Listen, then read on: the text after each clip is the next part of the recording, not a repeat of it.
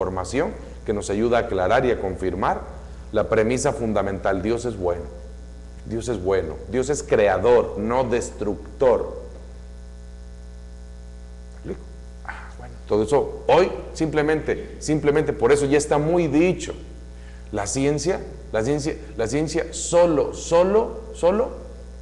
confirma, ¿sí?, una premisa fundamental de lo que Dios es. Solo confirma. Si es que si Dios rostizó a los de Sodoma y que Dios ahogó a los otros y que Dios mató a aquellos. Recordemos que en la concepción antigua, en la teología antigua, todo se le atribuía a Dios. ¿Verdad? Al día de hoy, ya sabemos que realmente, ¿verdad?, no fue la ira de Dios la que los mató, consumió y rostizó, ¿no? Tierra sufrosa, dice Génesis, había muchos pozos de asfalto, ¿verdad? ¿Y cuántas causas pudieron detonar ahí esa bomba de tiempo? ¿Verdad? Pero desde la visión antigua, bueno, así se conceptuaba. ¿Había maldad? Sí había maldad, pero en muchos otros lugares también, ¿no? Entonces, ese es el paso del tiempo, el conocimiento, la madurez, y poco a poco, ¿no? Poco a poco ir considerando estas conclusiones. Entonces, entre paréntesis, la primera mención de un animal sacrificado ocurre en Génesis 3, queda entre paréntesis. Génesis 3 no habla de un animal sacrificado, solamente menciona que Dios les dio pieles, ¿sí? Algo mejor de lo que ellos habían hecho. Hojas de higuera, no, pieles duraderas. Después de eso, ¿qué tenemos? Dice, nuestros primeros padres, después de haber pecado, tuvieron conciencia de su desnudez física, la cual era indicio exterior de la desnudez de conciencia. Fueron en vano sus esfuerzos de cubrirse exteriormente con hojas y por dentro con excusas. Hasta el día de hoy, ¿verdad? El síndrome de Adán. Luego leemos que el Señor Dios tomó las pieles de animales y los cubrió. Fíjese la expresión ahí. Tomó pieles de animales y los cubrió. Ah, bueno. Aquí, ¿verdad?, no se aventura el escritor, ¿verdad?, ni es atrevido en decir, y Dios entonces tomó y sacrificó y mató y desolló y le dio. No. No es el punto. Sí, no se proyecte, no se dispare, no fantasee. No, ahora sí que no ponga en manos de Dios cosas que Él no ha hecho, diríamos.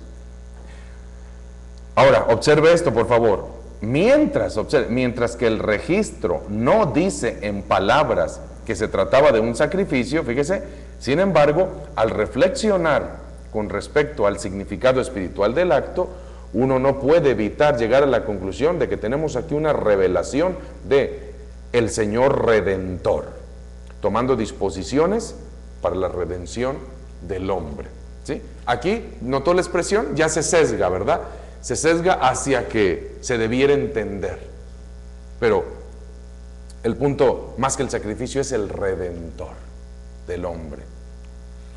Luego dice, vemos a una criatura inocente que muere con el objeto de que la culpabilidad sea cubierta, ¿sí? Otra vez dice ahí, vemos a una criatura inocente que muere con el objeto de que la culpabilidad sea cubierta. Ese es el objeto principal del sacrificio, una cubierta divinamente proporcionada para la conciencia culpable. El primer libro de la Biblia presenta una criatura inocente que muere por el culpable, y el último libro de la Biblia habla del Cordero Inmaculado, muerto con el objeto de liberar al culpable de sus pecados, ¿sí? Bueno, entonces, aún así, estamos leyendo, escuchando conceptos, ¿verdad?, que, repito, espero que con el tiempo y el conocimiento se puedan desarrollar mucho mejor, para que algunas expresiones que de suyo, clásica, históricamente, no han sido bien expresadas o entendidas, como en el caso de cuando se habla, lo hemos comentado, cuando se hace una expresión que no siempre se entiende correctamente, Dios envió a su Hijo, ¿sí? Esa expresión, ¿cómo se puede tomar en dos sentidos? ¿Sí? En un sentido muy conocido, Dios ha dado salvación en Jesucristo, ¿verdad? Pero ¿cómo se ha tomado en otro sentido? Dios como un padre, ¿qué tipo de padre que da a su hijo a morir? Otro sentido. ¿Me explico? Entonces ya ¿verdad? El sentido es hablar o presentar a Dios como un padre, ¿qué sería? Malvado, ruin, o sea, y misericordia, etcétera. Entonces, sabemos que, bueno, cuántas veces las frases, las verdades van a estar sujetas a mal uso o abuso, pero si la teología es una herramienta, y lo debe ser, que nos ayude a evitar lo que muchos van a usar como trampas.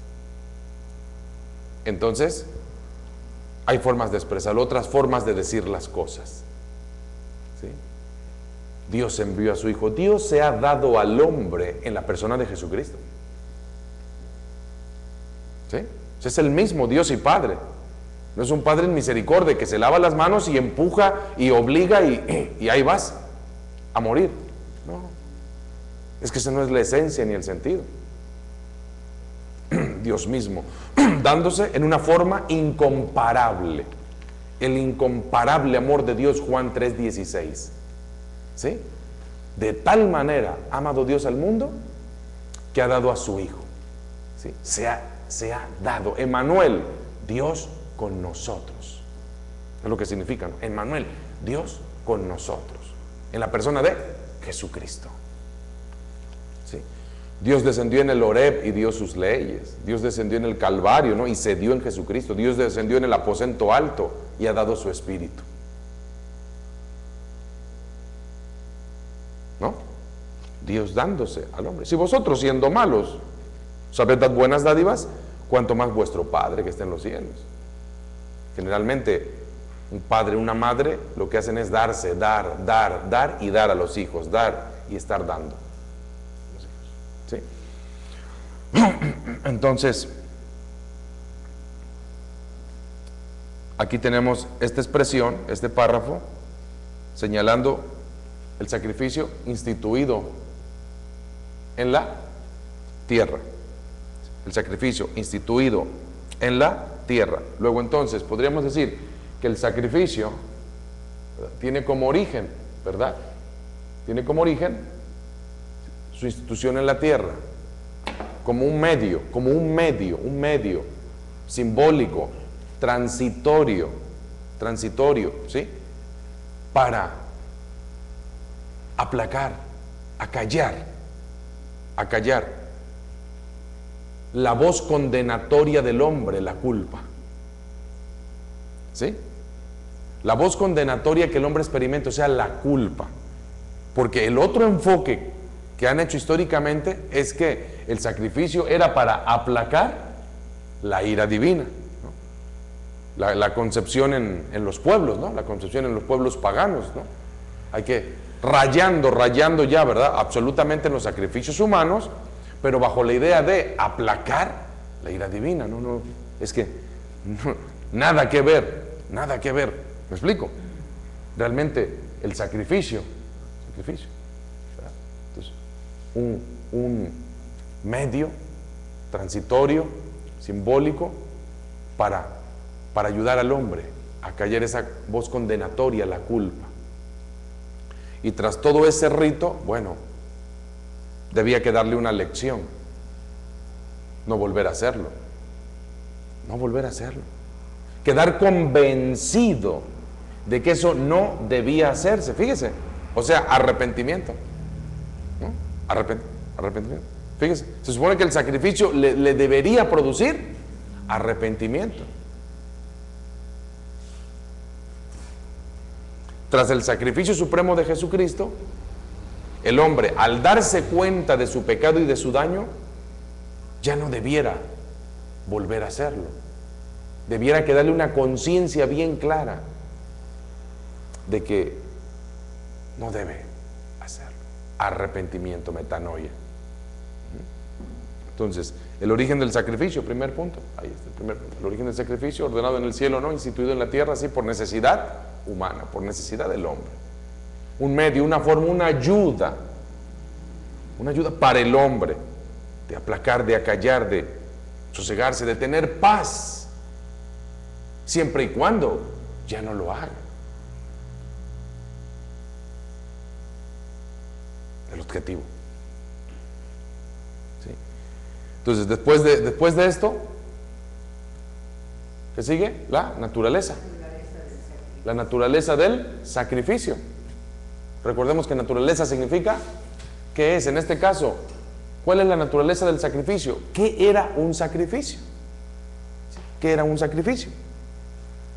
Leemos, página 133, dice: esa institución original del sacrificio explica con toda probabilidad por qué la adoración mediante los sacrificios se ha practicado en todas las épocas, en todos los lugares, aunque desnaturalizado en lo que respecta al patrón original. Fíjese, los sacrificios paganos se basan en dos ideas fundamentales. ¿Cómo dice? Adoración y expiación. Solo que ahí, expiación, cámbielo por perdón. Arriba de expiación póngale perdón. ¿Sí? En esas dos palabras tenemos exactamente la naturaleza del sacrificio. ¿Sí? En esas dos palabras. ¿Sí? Con eso podemos decir, ¿sí?, ¿cuál era la naturaleza de un sacrificio? Entonces, un sacrificio era, ¿sí?, un acto de dos cosas que buscaba, ¿verdad?, de adoración y la búsqueda de perdón. ¿Sí? En esencia, ¿no? Ese sacrificio, esa víctima, esa ofrenda, era un acto primero de reconocimiento, adoración, reconocimiento, y segundo, ¿verdad?, de respeto, el reconocimiento de una autoridad suprema y la búsqueda de perdón.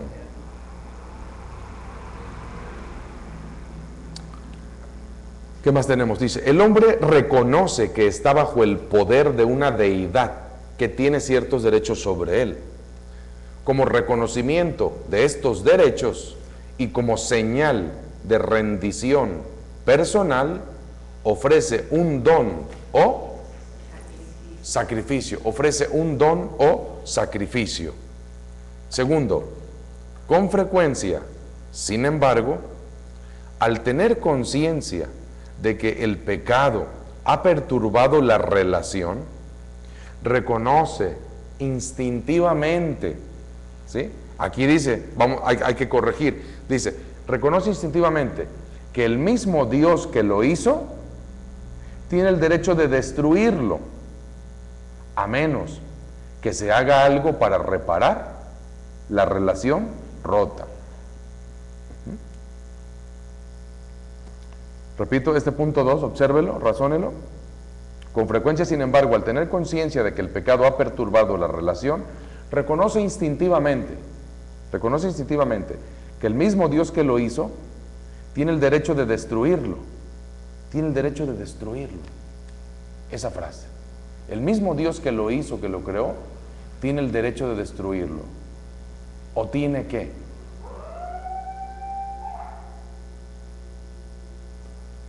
Tiene el derecho. El hombre ha fallado, ha transgredido. Y dice, hay un Dios creador. Pero ese mismo Dios creador es el Dios que me puede. Es el mismo Dios que me puede perdonar. Eso es lo correcto. Es el mismo Dios que me puede destruir. ¿Pero por qué? ¿Por qué esperar la destrucción? Como está impregnado entonces en el hombre, ¿no? La culpa, la condenación. Entonces, fíjese, la corrección, la adecuación. El mismo Dios que lo hizo tiene el derecho de destruirlo, tiene el poder de perdonarlo. ¿Sí? Ese es el cambio que se haría. Ese es el cambio que se haría.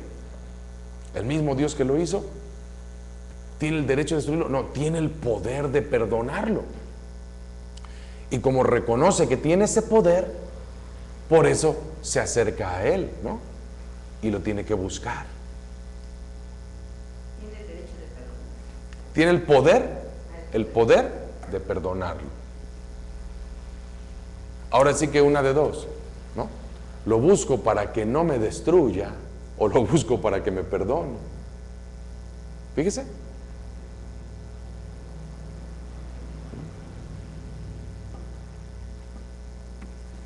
¿Sí?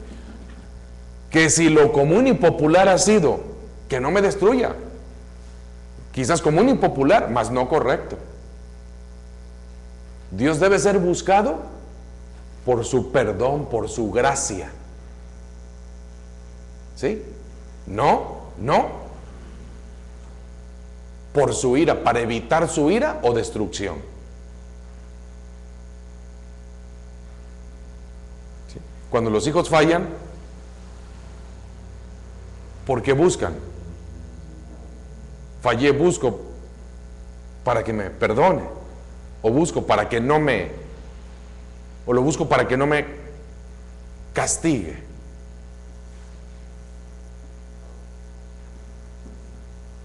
Hay diferentes reacciones, quizás. Ayer estaba yo escuchando en un canal unos, son antropólogos que han estado estudiando cosas y hablaban sobre la Biblia, que dicen que está en arameo, en hebreo y en griego, que son las bases de las traducciones.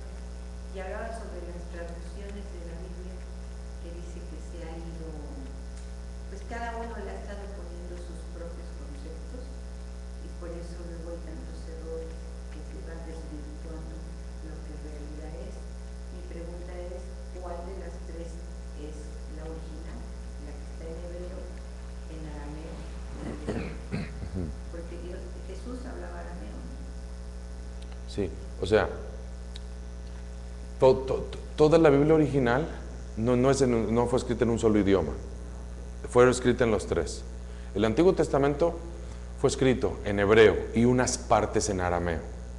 El Nuevo Testamento fue escrito en griego koiné, que era la lengua popular en días de Jesús, ¿no? En días de Jesús. Entonces Jesús hablaba la lengua de su tiempo, aparte su lengua mater, que era el hebreo, ¿sí? Entonces, pero los escritos originales de la Biblia se escribieron en hebreo, unos en arameo, y luego los escritos nuevos en griego. Y de esa base, de esos tres, se hacen las traducciones. ¿Sí? De esos tres se han hecho las traducciones a las diferentes lenguas. Toda traducción tiene pérdida. ¿Sí?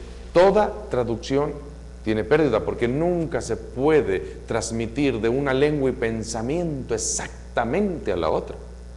Es una pérdida obvia, lógica, necesaria, por así decirlo, no intencionada, ¿verdad?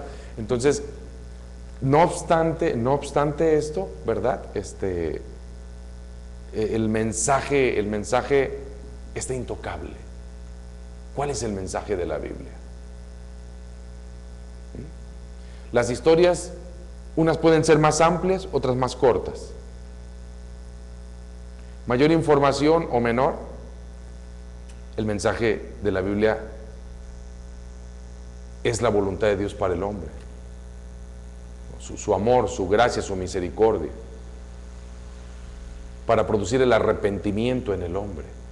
Eso está intocable, eso nadie lo va a poder modificar jamás, jamás. El hombre, criatura libre, tiene voluntad, la ejerce, yerra, falla, se rebela, tiene consecuencias, sufre, clama, Dios tiene misericordia, desciende, redime, rescata, ayuda, levanta, fortalece, salva. ¿Ok? Esa es la trama. El hombre y Dios. Más o menos en cuanto a historias, esa es la trama. Eso es lo que vivió Adán. Eso es lo que estamos viviendo el día de hoy. ¿Sí? Entonces, sí, hay comentarios, hay cosas que se entienden, se explican, no obstante, no alteran el mensaje, no lo alteran definitivamente. Que se puede entender en la lingüística, se pueden entender por varias razones, ¿no? Históricas, lógico, toda traducción, no obstante, el mensaje ahí está. Ahí está. Es bueno leer varias versiones, es bueno leer varias versiones, traducciones, por decirlo así, se complementan o ayudan a entender más nítidamente el original. Es bueno leerlo, sin llegar a hacer de eso un foco rojo, desacreditar, no, de ninguna manera. El cielo y la tierra pasarán, mis palabras no pasarán, dijo Jesús, ¿no? Fue un libro donde los escritores tuvieron inspiración de lo alto. No fue inspiración humana, ni mucho menos maligna. Fue inspiración de lo alto. Eso le pone un sello único a las escrituras, ¿sí? Entonces, ahí está la expresión, ¿verdad? Y la corrección, ¿sí? El hombre reconoce instintivamente que el mismo Dios que lo hizo tiene el derecho de destruirlo, no, tiene el poder de perdonarlo, ¿sí? Ok. A menos que se haga algo para reparar esa relación rota, puede quedar fuera esa frase, ya queda innecesaria. El que el sacrificio de la víctima y el derrame de su sangre impediría o conjuraría la ira divina y aseguraría el favor divino, era una de las creencias más firmes y antiguas. Eso va entre paréntesis, ¿verdad? ¿Sí? Solamente se está señalando lo que creían desde la antigüedad. Sí, que un sacrificio serviría para conjurar o evitar la ira divina. ¿Sí? Bueno, pues ya estamos hablando de conceptos ya desvirtuados, torcidos, desviados. Pero, fíjese la pregunta, ¿cómo aprendieron todo eso? Sí, fíjese. Pablo dice que hubo una época en que los hombres conocían a Dios. Ahí hablamos de la cita, ¿verdad? El pasaje maestro que tanto he señalado, Romanos 1, 19 al 32, la caída, ¿sí? De la misma manera que el hombre caído lleva las marcas o distintivos de su origen divino, así también los sacrificios paganos llevan marcas o características de una revelación original divina, ¿sí? Esa frase, trate de hacer un ejercicio de corrección. Esa frase, así también los sacrificios paganos llevan marcas o características de una revelación original divina. En vez de revelación original divina, ¿qué podría decir? ¿Qué podría ser? Si entendemos por qué el hombre tuvo que practicar los sacrificios. ¿Para qué? ¿Por qué? ¿Para qué el hombre tuvo que practicar los sacrificios? Los sacrificios paganos llevan marcas o características, ¿verdad? De un acto, ¿sí? De un acto humano, de un acto necesario, ¿sí? De un acto necesario, ¿qué más? Simbólico y humano, ¿sí? De un acto necesario, simbólico, pero es solo un símbolo, simbólico, ¿sí? Y humano, ¿no? Humano o terreno, ¿sí? Por humano no se vaya a pensar, ¿no? En hombres, no, lo hacía el hombre para su ayuda, o terreno, ¿no? Un acto necesario, simbólico, terreno.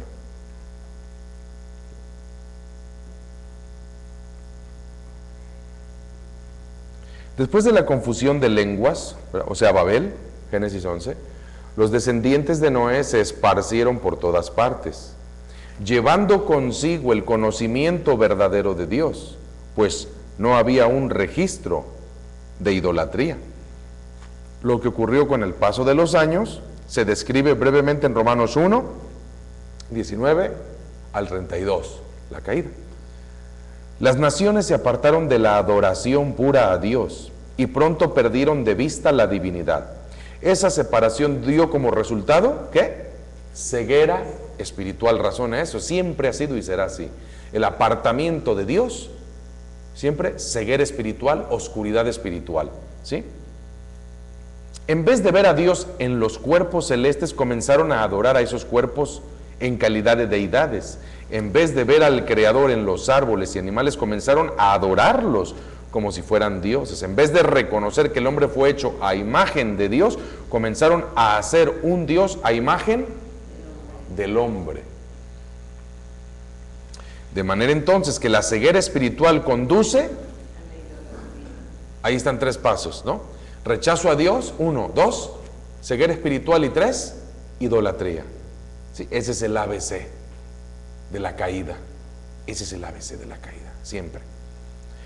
La idolatría no era asunto meramente intelectual. La adoración de la naturaleza, que forma la base de la mayor parte de las religiones paganas, llevó al hombre a deificar o divinizar sus propias concupiscencias, y el resultado de ello fue corrupción moral, inmoralidad. El rechazo a Dios produce ceguera espiritual. ¿Sí? Ceguera, oscuridad espiritual. Y esta a su vez produce idolatría. Y la idolatría, inmoralidad. ¿Sí? Ese es en automático, el cuarto efecto. ¿Sí? El cuarto efecto. ¿Sí? Alejamiento de Dios, oscuridad, ¿sí? O ceguera espiritual. 3, idolatría. Y con la idolatría, inmoralidad. Usted revisa desde las civilizaciones más antiguas, ¿qué pasa? Encuentra esto. Desde el antiguo Egipto, el incesto era algo muy común en los faraones, ¿no? ¿Y cuántas cosas más? Los templos con sus sacerdotes y sacerdotisas, que eran las prostitutas a disposición del pueblo, de los sacerdotes. Pero todavía hay en algunos países. Todavía. Pero digo, por hablar desde lo antiguo, ¿se viene viendo? Esta cadena, esta secuencia de pasos, ¿sí? Lo que estamos verificando, estos pasos, ¿a qué lleva? 1, 2, 3, 4. Sí, obsérvelo, ahí está. El resultado fue corrupción moral o inmoralidad. Sin embargo, a pesar de esa perversión, fíjese, la adoración efectuada por el hombre ostenta débiles marcas que indicaba que hubo una época en que sabía lo que debía hacer y cómo comportarse. ¿Sí? En las religiones de Egipto, India, China, hay reminiscencias de la creencia en un Dios verdadero, el Espíritu eterno que hizo todas las cosas. Y no solamente en Asia y Oriente, ¿verdad? También se ha hablado mucho, ¿no?, de las culturas prehispánicas, que a pesar de la pluralidad del politeísmo, tenían una deidad suprema, la reconocían. Cuando la oscuridad espiritual se cernió sobre las naciones, de la misma manera que la corrupción moral había asolado el mundo antediluviano, Dios comenzó de nuevo con Abraham, de la misma manera que lo había hecho anteriormente con Noé. El plan de Dios consistía en hacer de Abraham el progenitor de una nación que devolviera al mundo el conocimiento de la gloria de Dios. En el monte Sinaí, Israel fue separada de las demás naciones a fin de ser constituida una nación santa. Esa era la idea, ¿no? Con el objeto de dirigirlos en una vida de santidad, Dios le dio a los israelitas un código de leyes que gobernaban su vida moral, nacional y religiosa. Entre ellas figuraban las leyes del sacrificio, Levíticos 1 al 7, las cuales enseñaban a la nación la manera justa mediante la cual uno debe allegarse a Dios y adorarle. Las naciones observaban una adoración pervertida. Dios restauró a Israel la adoración pura, genuina. ¿Sí? Los sacrificios mosaicos fueron medios por los cuales los israelitas cumplían con su obligación principal hacia el hacedor, es decir, adoración. Se ofrecían estos sacrificios con el objeto de alcanzar la comunión con Dios y remover todos los obstáculos de esa comunión. ¿sí? Por ejemplo, si un israelita pecaba y perturbaba de esa manera las relaciones entre él y Dios, traía una ofrenda de pecado o expiación, o sea, el sacrificio de la expiación. Ahí está, 1. 2, o si había hecho algún mal a su vecino, traía la ofrenda por la culpa, es decir, el sacrificio de restitución. Ahí está, un segundo. Tercero, ahora que el hombre había arreglado sus cuentas con Dios y con el hombre y deseaba consagrarse de nuevo, ofrecía un holocausto, es decir, el sacrificio de adoración. Tercero, estaba así preparado para gozar de una feliz comunión con Dios que le había perdonado y aceptado, de manera que presentaba una ofrenda de paz o el sacrificio de comunión. 4. ¿Ok? Ahí está. Estos medios transitorios necesarios para el hombre, para tratar de restablecer la paz, su paz con Dios, consigo mismo y con el prójimo. ¿Ok? Pero su transgresión tenía un costo.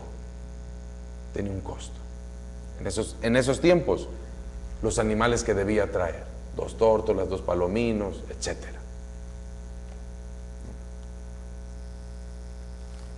Por último, el propósito de estos sacrificios de sangre se cumple en Cristo, el sacrificio perfecto.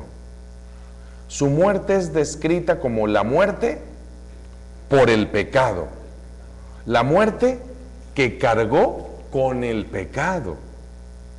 Dios hizo del alma de su Hijo expiación por el pecado. Canceló la deuda que nosotros no habríamos podido cancelar, y borró el pasado que nosotros no podríamos haber borrado. El Señor es nuestro holocausto, ¿sí? O sacrificio, puesto que su muerte es presentada como un acto de perfecta consagración. El Señor es nuestra ofrenda de paz, puesto que Él mismo describió su muerte como medio de, ¿qué? Compartir, o sea, darnos comunión con la vida divina. ¿Sí? Darnos comunión con la vida divina.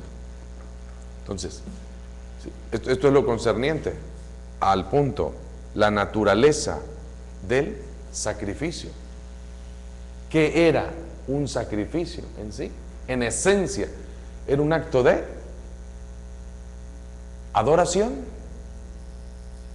¿sí? Dar reconocimiento de oración y pedir, suplicar perdón. Sacrificio.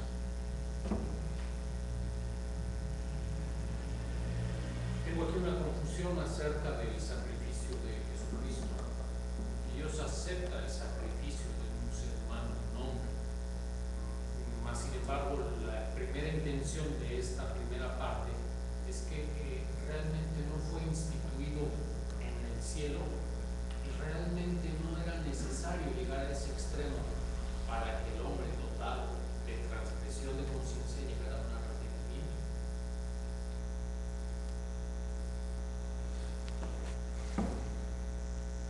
Sí.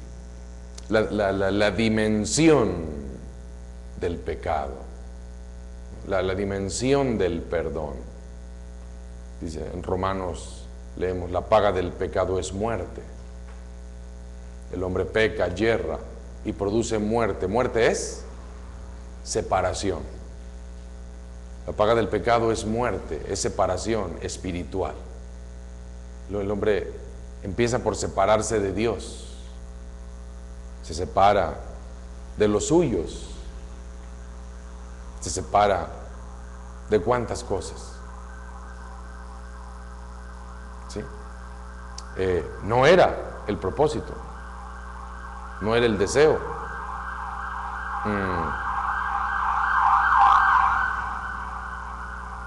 No hay que perder de vista la maldad del hombre, ¿sí? La actitud del hombre, la injusticia del hombre. Isaías 53 habla del siervo sufriente.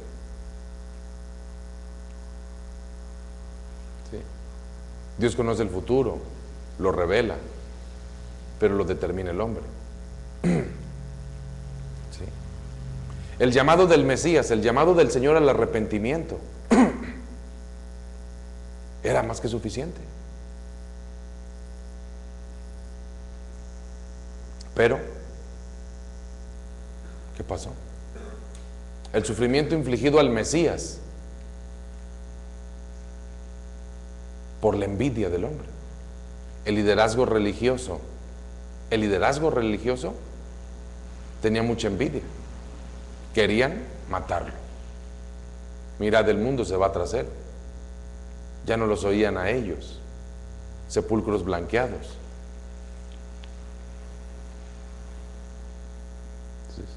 La maldad del hombre, la envidia del hombre, sus congéneres, los líderes religiosos produjeron, ¿sí? El hombre produjo sufrimiento, ¿sí? Pero antes de esa parte crítica, el llamado al arrepentimiento estaba. En su ministerio, ¿a cuántos de ellos dijo? Tu fe te ha salvado. ¿No? ¿A cuántos? Escucharon, creyeron, obedecieron por fe, justificados por fe, creyendo, tenemos paz para con Dios. ¿Verdad? Alguien podría pensar, bueno, todo hubiese quedado así, pero ahí está también esa parte oscura del hombre, ¿no? Su envidia, ¿sí? Y hasta dónde llega, lo que conlleva, lo que produce, sufrimiento, martirio. Una parte, y la otra parte es la prédica, la salvación, la gracia y la misericordia que el Señor otorgó en su ministerio. ¿Sí? Una vida capacitada para dar, hablar, enseñar, producir, ministrar, porque era una vida sujeta a la obediencia. El problema original fue la desobediencia.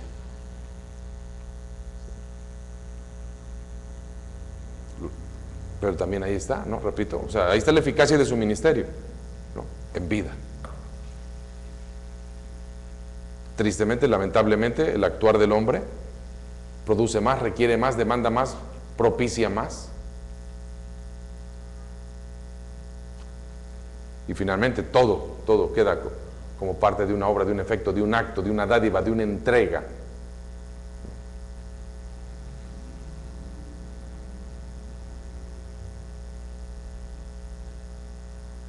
¿Sí?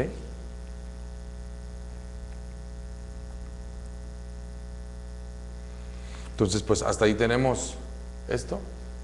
Nos va a quedar pendiente la eficacia, que nos lleva a hablar de 5 puntos comparativos. Los sacrificios del Antiguo Testamento eran buenos, pero el del Nuevo Testamento es mejor, ¿verdad? ¿Por qué? Bueno, porque los del Antiguo se ofrecían en animales y el del Nuevo Testamento en un hombre, ¿no? A imagen y semejanza de Dios. Los sacrificios antiguos eran repetitivos, este es único. Aquellos ofrecidos por sacerdotes imperfectos, este en un sacerdote perfecto, ¿verdad? Aquellos tenían un efecto externo, el nuevo tiene un efecto interno, ¿sí? Y los sacrificios antiguos tenían ¿verdad?, una eficacia temporal, solo para cierto tiempo. El del nuevo tiene un efecto hacia el pasado y hacia el presente futuro, ¿sí?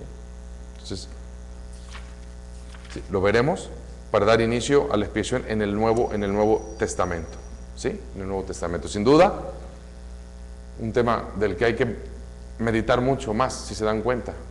Hay más que meditar y comprender más, ¿sí? Y nos ayuda a leer la Escritura, a entenderla. Entonces, ¿de acuerdo? Entonces continuaremos en esta reflexión. Les invito a eso, leer, meditar, razonar, orar, comparar. Es una teología práctica, no solamente una teología, ¿no?, teórica. En la práctica lo que se observa. Bueno, Dios les guarde, buenas noches. Los avisos.